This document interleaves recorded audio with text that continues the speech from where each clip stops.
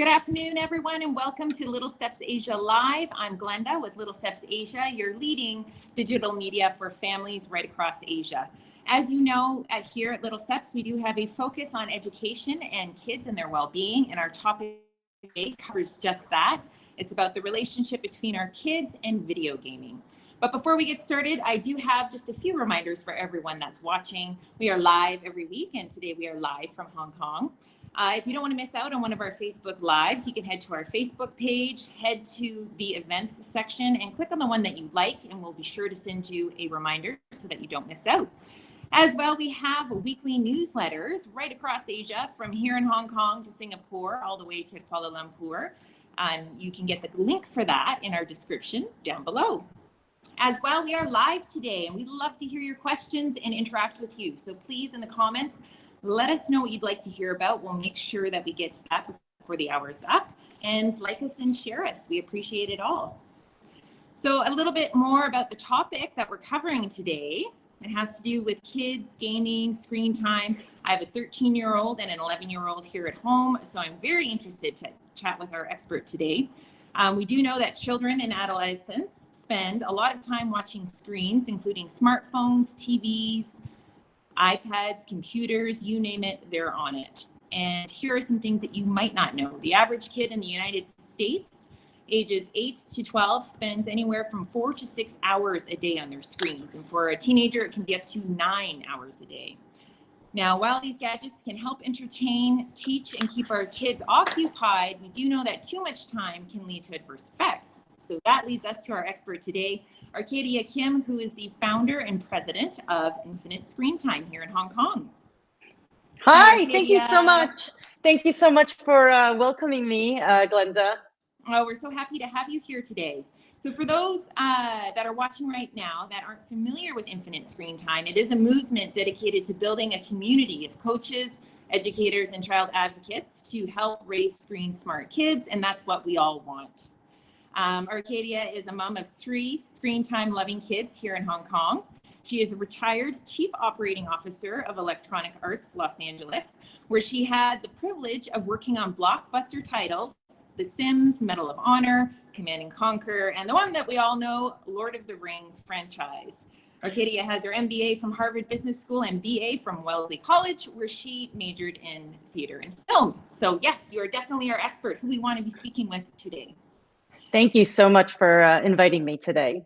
I'm just going to break it down into the 3 topic areas that we're going to cover today for people that are coming and going throughout the hour.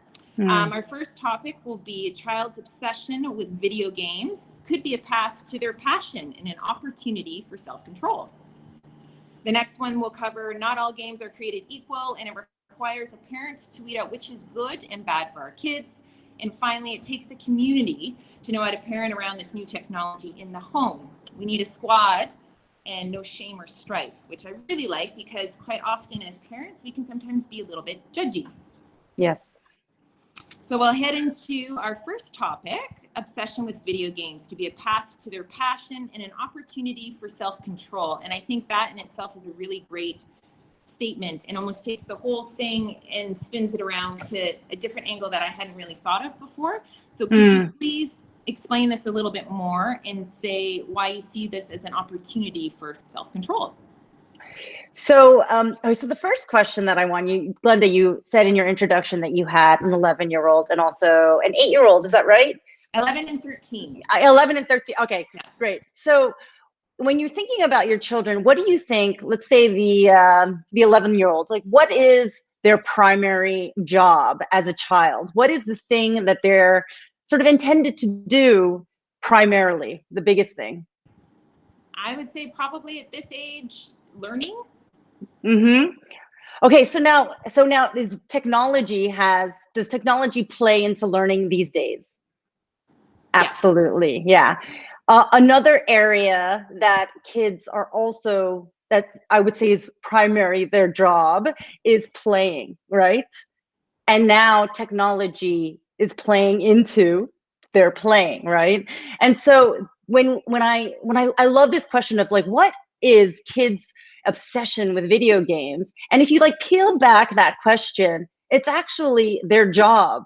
in many ways to play and learn and interact with these new mediums in the form of the 21st century, right? And so if we were, growing up in the 1930s, like we'd be playing with like a rock and a stick, and that would entertain us, right? I mean, I'm like kind of like sort of romanticizing my idea of the 1930s, right? But they didn't have the sort of same kind of toys and tools that we had when we were growing up, right? So when I think about my little plastic Fisher-Price toys or the blocks that we played with, right? Those are the toys that we had. We didn't necessarily have access to all of this technology in the form that it is right now. And so, as a gamer and now a mom gamer, which actually it makes me a very poor gamer to begin with, right? Is that, when I think about my childhood and my first video games that I loved and enjoyed, my Atari, right? These are the things that at that time, there was a huge generation gap when I think about my parents understanding what that piece of technology was and that form of play, because what they had was completely something different.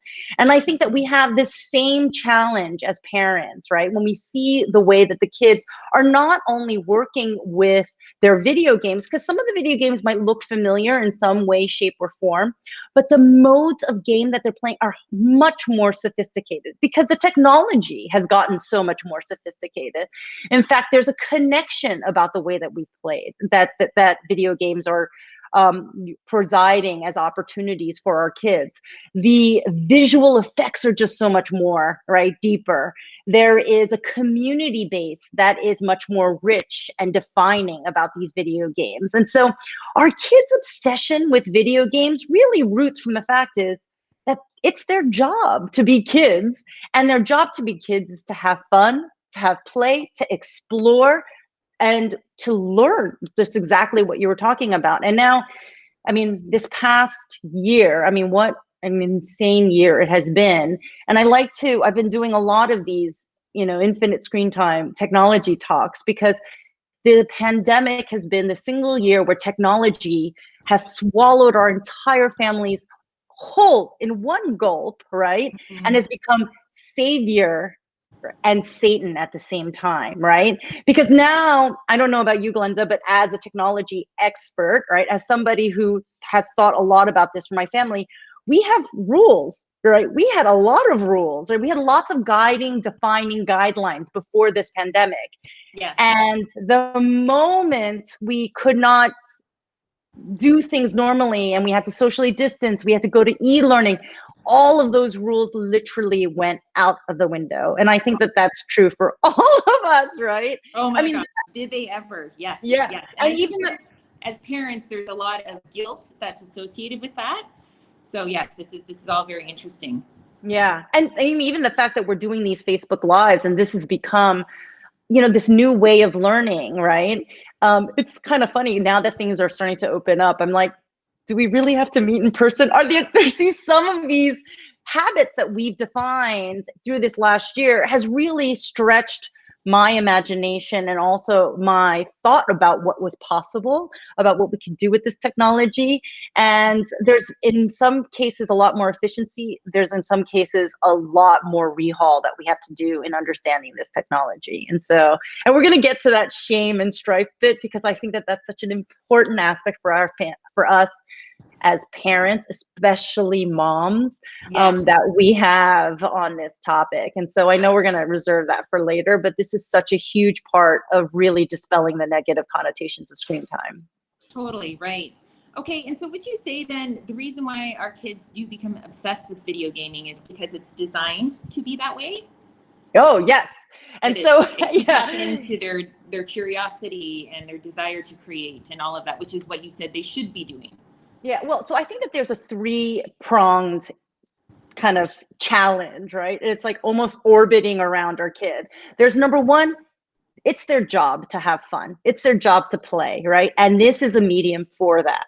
The other part, as an ex-game maker, as the ex-COO of Electronic Arts making these video games, I kind of helped to concoct this formula for addiction, right? And there is something in the video game industry that we call the compulsion loop, right? And the compulsion loop has to do, I'll kind of break it down. It's very easy. It's, Number one, you play, right? And then you gain points.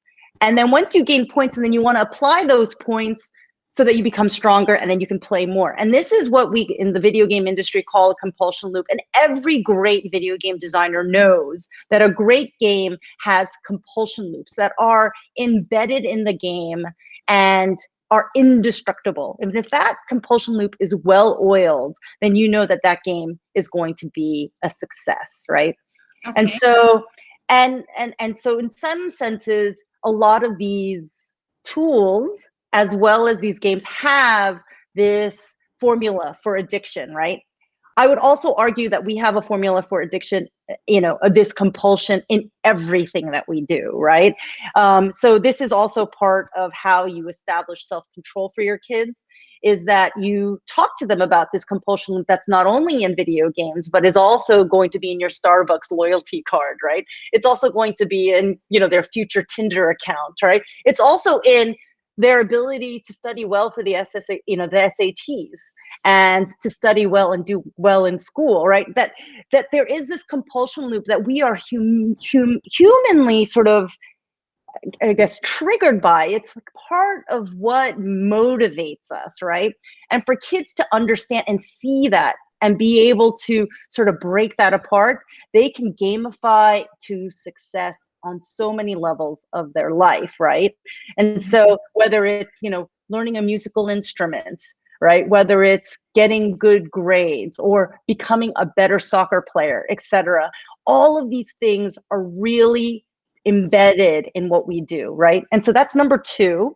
And then number three is the pressure and parental guilt, and I guess like the negative connotation that we put on our kids. And so the more, if I tell you, Glenda, I'm so sorry, but you're not allowed to eat that delicious chocolate cake that's sitting in front of you. Now, what are you going to do? You're going to be thinking about that delicious chocolate cake, right? Yeah. Because I said you're not allowed to do it, right?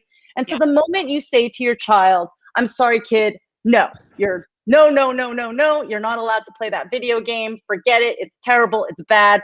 Then what does your child do? They start to obsess about that thing that they cannot do. And so it helps feed into it then. Yes. We want the opposite, and that's creating what we don't. So these three things and that kind of pressure that's being sort of put around these kids almost creates, in my opinion, and this is what the sort of mission of Infinite Screentime is this pressure cooker, right, of obsession, of addiction, right? And in order to break that, you need to almost unlock each one of those keys, specifically that matches your family values, right? Matches what distinctly makes the Smith family work, right? And then you can unlock that self-control for your child, right? And then they become the person that says, you know what, I've played enough. I've had enough fun today. I actually need to move on to something else. And the mom is not the one who's like sort of reminding them, like, that's enough. Because the moment you say that, you're going to want to eat that chocolate cake, right? Right. No, and how you just described that is what every parent wants. We want our children to self-regulate, right? We don't want to be the ones that are nagging it on them. We want for them to take that on themselves. That's right. It's a part of them growing up. In fact, 200% of our kids will have something to do with technology in their future life, right? No matter what they do, they are going to, have to deal with this technology in some way, shape, or form in order to successfully thrive and be the best person that they can be. And in order to lock that as well, I think it's really important at a young age, when they have the protective shield of your parents, right, to be able to learn these habits, right, in ways that really helps them to become, purveyors of their own technology, to see it as a tool and not necessarily something that kind of controls them. Awesome. That makes total sense. Which leads me into my next question with these games. Is the government regulating what goes into a video game? And what should be avoided when developing one? Because obviously there are a lot of violent infused games out there, right? Does the government have any say into what goes into them? Yeah, and I love this question because it is just so varying and far reaching when it comes to where we live, right? And so it kind of it's got three aspects to it, right? There's the dangers are the content, what you're talking about, right? Is it violent? Does it have some themes that are mature, etc.? There's also the danger of the connection, right? Are you connecting with people who might be predators, who might not have the best interests of our kids?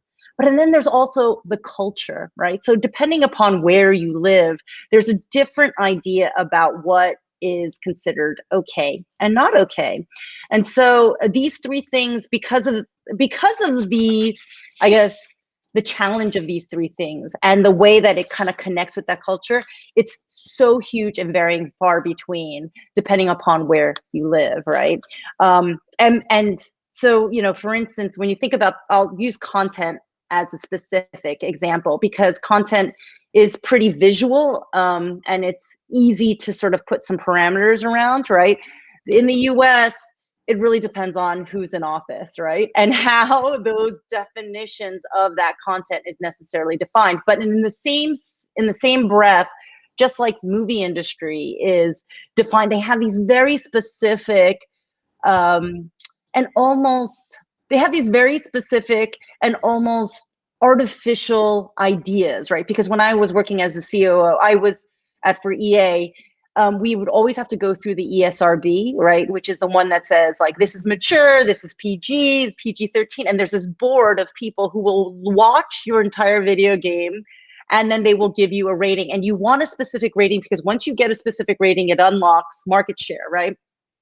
But these definitions that they have are very, very artificial. It's like, do they see blood, right? It doesn't talk about what the theme is. And so it's not a perfect science when it comes to governments regulating how this works, right? And so, when you think about connection, the people are organic, right? You put people in a room together, you don't know how the chemistry is going to work out. And that's the truth about these video games as well. And culturally, I might have a different set of values system that might be different than my neighbors, right?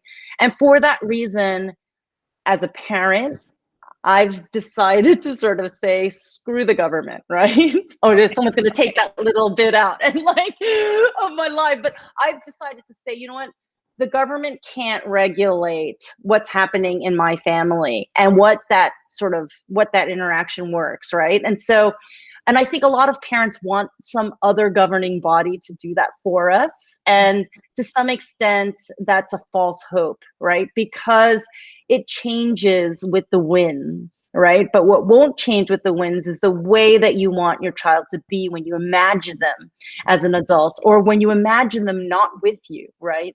Mm-hmm. And so the lessons that I have that we teach through our Screen Time Serenity course is really looking at what makes your family tick, right?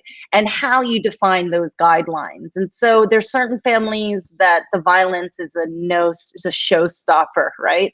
And there's others where they're like, well, you know what? If there's no blood, I'm okay with it, right? It's just action, right? And that gradation line is something that's really defined by the unit of your set, right? And so your individual family, right? Every family is going to vary with what they're comfortable with and what they want to expose their kids to. So yeah, it's a personal family choice, right? And when the government does get involved with how content is regulated, it's so political. It can't be anything else but political and run by business, right? And so for that reason, there's just too much variability to leave up to chance. Right. Okay. Makes sense. Yes. And if anyone has any questions for that first area that we just covered, you can send them to us now and we'll be sure to get them to Arcadia here so we can get them answered before the hour is up.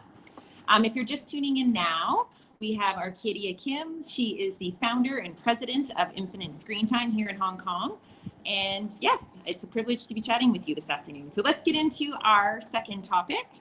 Not all games are created equal, and it requires a parent to weed out which is good or bad for kids. So that's kind of what we just finished off with, right? Yes. there are a ton of games out there that are free and easy to download without parents' consent. So how do we control this? Yes. Screen time controls. That is, you can control your screen time with other controls around screen time. And there's a lot of technology that's out there. Everything, and those even applications can be free as well. So Apple has come up with a screen time app that's relatively easy to set up, as long as you have a family app, and you can actually what you do is you create a hierarchy, so mom and dad have the buying control, and then the kids have permission control. So they have to ask permission from their parent in order for them to be able to unlock and download games, even if it is free. And so, and it's really important for you to be able to set that up. And if you don't know how to set it up, there's a lot of, there's a lot of Facebook videos just like this that will show you how to do it. But again, I always talk about how screen time is a community support path. And so we have, if you join my Facebook group, we can definitely walk you through what that path is. But screen time controls is really important. So Apple has a free one, as well as Google Suite also has a free one. There are also paid ones that I recommend on Infinite Screentime. The one that I really use, that I love to use personally, is called Custudio, and it's Custudio. And it's a really great app. It's a kind of a premium app, so you have to pay for it on a monthly basis. And that is great because not only does it stop your kid from, or it helps your kid pause before they really need to download an app or a game, etc. They have to ask your permission. But what it also does is it helps sort of safeguard your kids against going to any sites that might not be safe for them, or content that they might not want to be, that you might not want them to be able to see. And also it helps track where they have been, what they're searching on Google. And I'm just going to say a quick little thing about screen time apps, because as parents, it's quite tantalizing to be able to have this screen time app that allows you to control your kids' screen time from afar.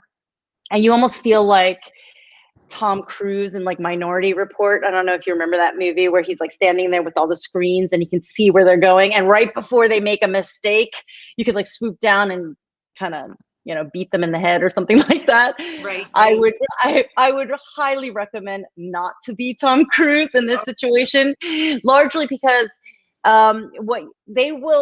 kids are very savvy. They're much more savvy than we are. And once you start to be like Tom Cruise in that scenario, they will figure out a way to be like Tom Cruise in Mission Impossible, right? Because, and so, I like to say mentoring is a better way for you to use these screen time apps, because you have access to all of this information, almost like reading tea leaves in the bottom of your teacup to see what your child is interested in. You say, oh, I noticed that Susie is really into slime videos now, right? And oh, she must be really interested in slime. And bringing that in the conversation, as opposed to, I noticed you're watching slime videos. That's like so stupid. Why do you do that? Yeah. It's more about like, oh, so kids are really into slime. I noticed that you really like slime. What do you like about slime? It provides now all of this data and insight into what your kids are interested in. And it's a really wonderful opportunity for you to be able to use this technology to connect. Yes, no, I love that. It's a great, basically a conversation starter, right? With your child. You can see what they're interested in and kind of get in through the back door with them, right? That's right. And you know what? And having that conversation when they're young is I have a 15-year-old in the house right now. And it's such an important, it's a gift, right? To be able to have those kind of conversations and be able to open that conversation through the technology, because by the time that they're teenagers, when they're not telling you everything, you still have this kind of tether, right? To be able to see what their interests are and open this door for conversation. Right, yeah, makes sense. What video games would you recommend that are educational and entertaining? Oh, okay. So there are, it's so funny. There are, in every age group, there's a generation gap, right?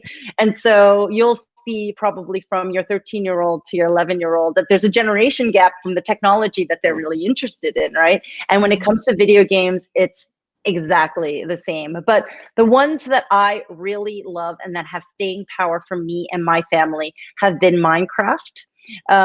It's kind of like Legos, but on steroids. And I've been so surprised about the building blocks of that and how amazing it has been. And it's stayed with them. One that I also really love talking about in Infinite Screen Time because of the fact that I don't think really parents understand it as well is Roblox. And Roblox is this, I'll sort of 5 minutes about 2 minutes about Roblox is that it is, it's actually a development platform. And I don't think parents realize this, that there's two sides of Roblox. There's the playing side and then there's the development side. And so when parents see their kids playing Roblox, they don't realize that all of the games that are in the Roblox platform have been built within the community. And the reason why a lot of the games are kind of silly and a little bit pointless is because it's amateur video game makers making those things. And every time your child is buying something in Roblox using Robux, a fraction of that money is actually going to the developer. And most of the developers that are making games on Roblox are other little kids. And so it's this really amazing sort of open-ended play space where there's game makers and game players and you get really amazing feedback. It's and for that reason, because it's open-ended, if you put something bad into an open-ended space, it can kind of ruin it for everyone. So we hear a lot of bad press about Roblox and about how there's predators on there. We should really be, like safeguard our kids. And that's true because of the fact that it's open-ended, right? But if parents keep a watchful eye, constantly communicating with their kids about what they're doing on Roblox, it can be a really enriching and cultivating place for them creatively, developmentally, and also potentially financially. I mean, it's one of the game makers at Roblox. His name was Mr. France. He is actually now a junior at Duke University. He made a game called Jailbreaks, and he paid for all 4 years of his college education using money from Roblox. And wow. So, yeah, because it's a really great. I love telling that story because that's those are those little slivers of stories that are success stories for all the negative stories that kind of can happen around Roblox too, right? Which are also relatively rare, right? And so, and I think the press likes to focus on the negative aspects of screen time and games, etc. Yeah, for sure. How can parents control their nighttime use with their kids? Yeah, right? I'm assuming there must be some kind of app as well, right, that could assist with this? Well, the best way to control the nighttime use is to have parents control their nighttime use, sadly. Yeah, because there is irrefutable scientific proof, and I think that we know this, Glenda, right? When we wake up in the middle of the night, we look at our phone, we cannot go back to sleep, where screen time and sleep does not mix. And so the advice that I give to all families is 1 hour before bedtime, we actually put our screens to bed, right? We put them into bed and we put them in their little charging stations. If you have smaller kids, please put your charging stations away from their beds. Somewhere that they know, they have this feeling like, oh, this is not supposed to be in the bedroom with me. And you put it away, you say goodnight to that 1 hour before, and you do offline activities to kind of wind them down. And that's the best excuse that I can give. Give a night, put those, I know for the small kids, you've got a little nighttime routine. I know you do, where you brush your teeth, right? And you read a book. Before that happens, let's put the screen time away as a part of their nighttime routine. And it's a really wonderful exercise for them to take until they're older. And then, of course, it's a good opportunity for learning, right? Yeah. And after they go to bed, then you and I, after they go to bed, then you and I can. Because that's really what's going on. Exactly. Okay, and then is there a way for parents to control the Wi-Fi usage? Yes. And so there's a lot of parents who like to use Wi-Fi as this kind of like command control. They like turn it off and turn it back on, right? Definitely, yeah. My advice on that is that you're in control. You are the mom, you're the dad in this scenario. And if you are going to use a carrot one day and a stick another, that's totally up to you. And if that works with your family values, that's totally fine, right? And so I know there's a lot of controversy about doing that or not doing that. And my thought is, if it jives with how your family is, then go for it. If not, then probably not a good idea. Great advice. Love it. All right, everyone that's watching right now, if you do have any questions, please put them in the comments down below so we can make sure that Arcadia can answer them for you. We're going to move on to our third topic. It takes a community to know how to parent around this new technology. A community, and you've mentioned that more than once throughout this conversation, and I think it's really true. Could you elaborate on that? Yes. So like in the 2 seconds that you just asked me that question, the technology has already changed, right? There is aspects about this technology. It's sentinel, right? It's forming and understanding how we're using it. And it's becoming stronger and different, and so there's no way that us as parents are ever going to stay on top of everything that's going to happen, right?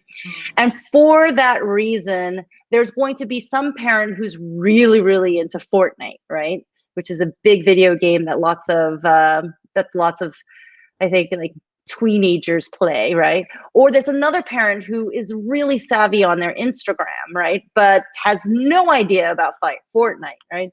And so for that reason, I think that it's really important to build a squad, right? To have a squad that you can kind of count on and be able to bounce ideas off of without any shame. And so I feel like screen time has become sort of the new shaming platform for society, where you see, if you're going to a restaurant, you see a family all looking at their screens, you're just like tisk tisk, right? I mean, and I think that creates more issues, right, than a clear understanding, right, about what this technology is in our lives, right? We have no idea if that family is looking at their screens because there is something very momentous that's happening outside in the world that they're all connecting on, right? We have no idea what they're looking at on the other side. And so my vision for Infinite Screen Time is to sort of build a community of absolutely no shame, no strife. I can come in there and be like, I just watched my kid. I just caught my kid like watching porn. Like, what do I do? Like, I feel horrible. I feel completely like, wrecked. Please help me through this. Or, like confession. I just checked my screen time and I realized I had an average of 10 hours a day last week, right? And I didn't know how this got like this, like, where do I go from this, right? Etc. And so, or like your triumphs, on using this technology and how you were able to conquer something, right? Through the technology. I think that there's a really wonderful opportunity for connection, and not only being able to understand how this works in our families, right? But also how to be able to build good humans, humans that are good to each other on this technology and don't hide in their technology, trolling people or, building hate farms or things along those lines. I think that that's my hope, that we are able to sort of talk about this in an open way, where we feel so that this technology is going to be a tool for good, and not have it turn into something, something that's something that's not good, right? Right, right. And to have, for us parents to support each other, right? Yeah. To bounce ideas off of, we need that. And technology is definitely an area that we could all use some support in, right? So I think that's a very positive way and outlook to view that. Now, obviously, too, technology has moved into the education system for our kids, right? They're on computers, iPads, laptops, right? What are your thoughts on that? I think it is. I actually, this past year, I don't know about you as a parent, this technology blew my mind, right? I didn't think I have homeschooling parent friends who are just like, Arcadia, I told you that this was possible, right? But in my sort of school of thought, in my traditional idea of school, I didn't think that kids could thrive and be, sort of thrive and learn this year in the mode that they did it, but it's been incredible to watch them do it. And so, and my kids have gotten so extremely savvy on their technology. It's astounding. It's astounding. The challenge has been for them and for me is to know the division of when school stops, right? And then when play begins, because now it's been like this sort of, I don't know, like it's oozed into, like school has oozed into like playtime, right? And I didn't know, and because of the fact that they couldn't meet their friends in the same way that they have been in the past, or go to the pool, or like just run around outside, that really challenged me, right? That really challenged my idea about the technology. And so, my thoughts is that we're probably going to see a lot more of this technology integrated into the schools, right? I think that as educators, teachers, they're kind of caught a little bit, on the skills behind the 8 ball, and the skills, right, of how to be able to handle this technology well. I think parents also are struggling a lot, right, with what it means to be screen smart, right, and what it means to have media literacy and technology literacy in a way in the home. And so again, I think the only solution is this community of being able to connect and lean on each other on what the best way to do it. Right. And definitely, with COVID this last year, it has been our kids' only connection, right, to socialize in that way. So between school and after school, they needed to have that free time where they weren't in the presence of teachers or parents, that they could just connect. That's right. Okay. And what would you say is the worst thing that parents are doing and that they should reevaluate? The worst thing, I mean, I will tell you a story from my parenting, right? Because as an ex COO of, a video game company, and knowing exactly that, what I was saying about the concoction of addiction when it comes to video games, I almost felt like I needed to make amends. I was like a, ex-drug dealer, and I needed to sort of kind of create these pure children when it came to this technology. And I think the thing that I would want parents to reevaluate is don't do what I did, right? Which was I equated my kids not being on the screen to being a good mom, right? Or doing parenting well. And so I had so many rules about about screen time. It was linked to their chores. They would get these little tickets, and they could like cash in their tickets for screen time.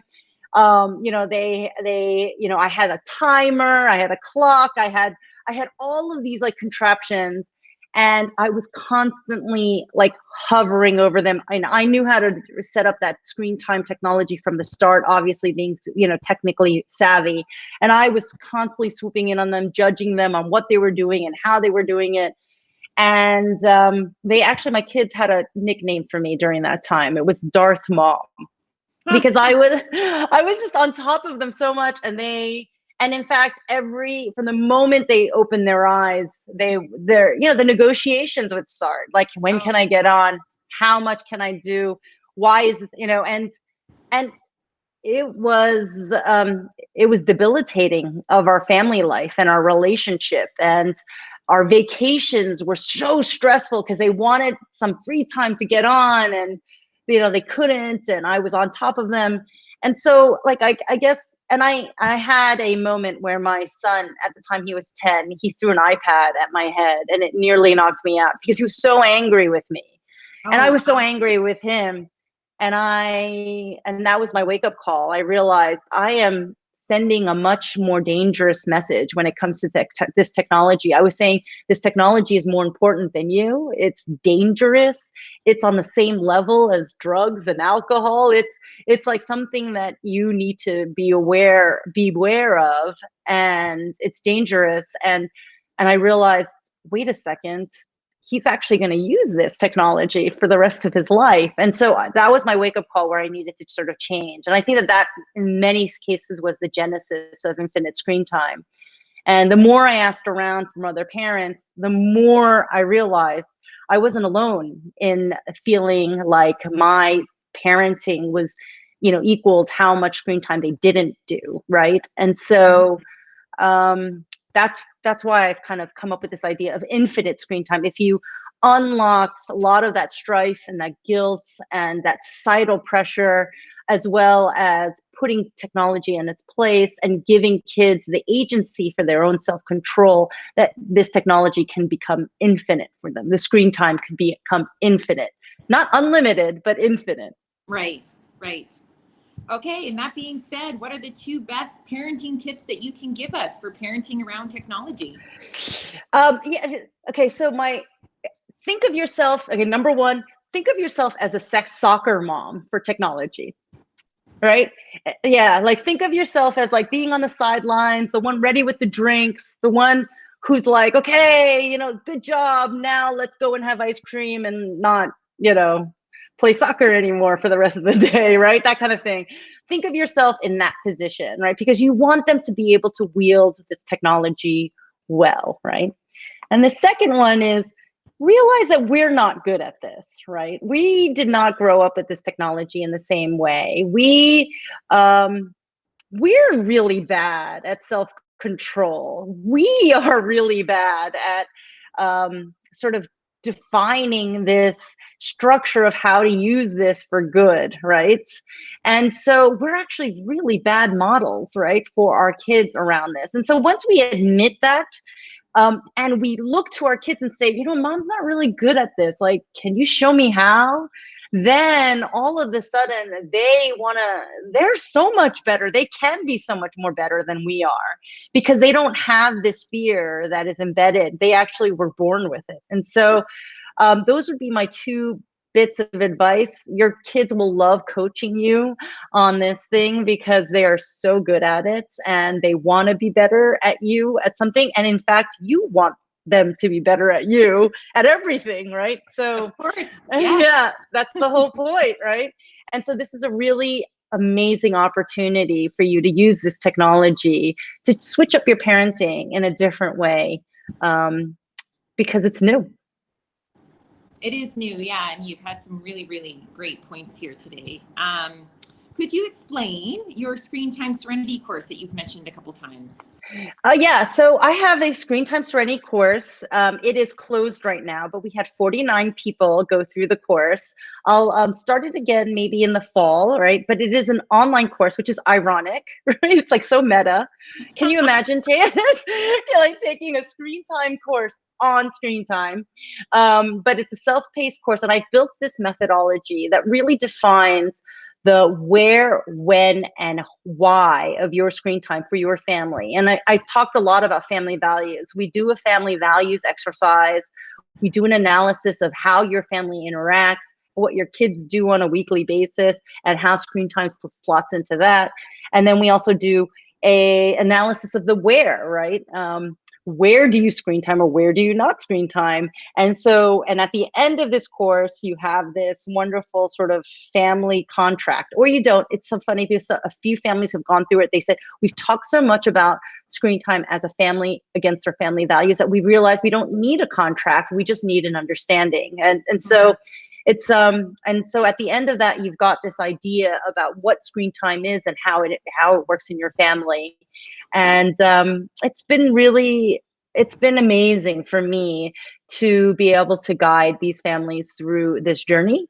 And it's not always easy and it's not always perfect, but the analogy that I use is a pilot friend once told me that 90% of the time when a pilot is going to their destination, 90% of the time they're actually off course. So, like that map with the line, 90% of the time they're not on that line, but they always get to the destination, right? And I love that analogy because it's about having an idea about what you think your family needs to be like with their technology as a destination. Now, that doesn't mean every day is going to be perfect. And there's going to be some days when you're like, whoa, how much screen time did I actually do? Like, hey, that's way too much Fortnite. But you have a destination idea about where you want your child and your family to be in their relationship with their technology. And I think that's the goal of that course. Oh, that sounds awesome. And yeah, just teaching that you can be flexible. The route can change, right? That's right. You'll get there eventually. Yes. Thank you so much, Arcadia. I know that this whole topic can be overwhelming for so many of us out there as parents. You gave some really great tips. It was very insightful. Thank you for joining us today. It was so much fun to do. I love talking about this. Yes, no, you can tell you're very passionate and you know your stuff.